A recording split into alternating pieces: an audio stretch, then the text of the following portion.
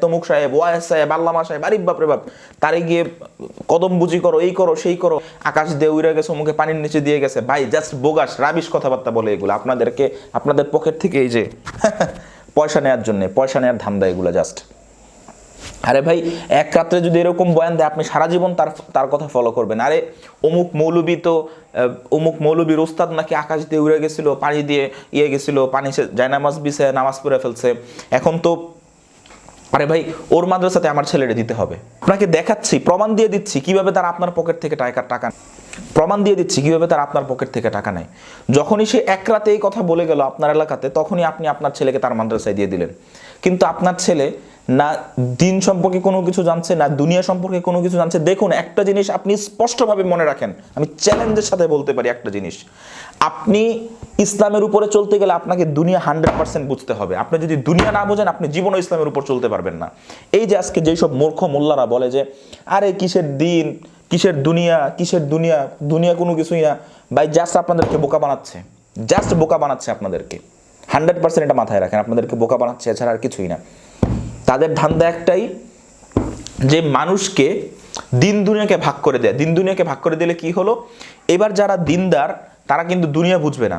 আপনি আমার কথা বুঝেন, যারা দিনদার তারা কিন্তু দুনিয়া বুঝবে না। দুনিয়া না বুঝার কারণে কি হলো, তারা সব সময় ওই মোল্লাদের পিছনেই থাকবে।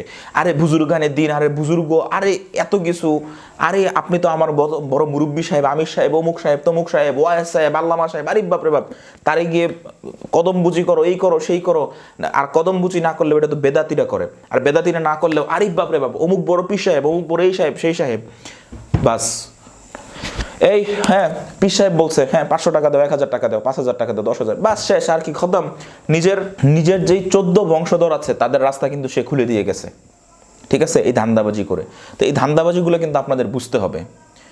আপনারা বিশেষ করে আমরা বাঙালিরা এতটাই ইমোশনাল, এতটাই আবেগী যে হকের নামে যে কত ধান্দাবাজি চলছে, যেটা না হক, যেটা সরাসরি যারা শিরিক করছে কবর পূজার নামে, এই পূজার নামে, সেই পূজার নামে, সেটা তো আছেই ভাই, সেটা তো অবশ্যই আছে। সেটা ছাড়াও যে কত ধরনের ধান্দাবাজি আছে মাদ্রাসার নামে, মসজিদের নামে, এই নামে সেই নামে, কত ধরনের ওয়াজ মাহফিলের নামে কত ধরনের ধান্দাবাজি হচ্ছে ভাই, আনবিলিভেবল, ইউ ক্যান্ট বিলিভ ইট।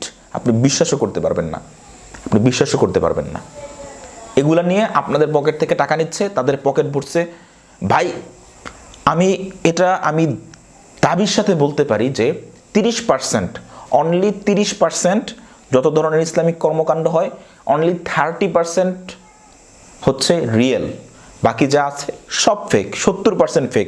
হকের নামে বলেন আর না হকের নামে বলেন, যারা হক করে তারা সবচেয়ে সব মনে রাখবেন, তারা হচ্ছে আরো বড় ধান্দাবাজ।